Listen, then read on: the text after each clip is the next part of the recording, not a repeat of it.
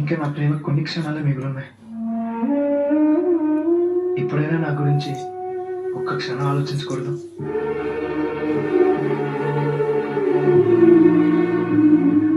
ఇన్నాళ్ళు ప్రేమ అంటే ఇవ్వటమే అనుకున్నాను, కానీ మొదటిసారిగా ఇప్పుడు అడగాలనిపిస్తుంది.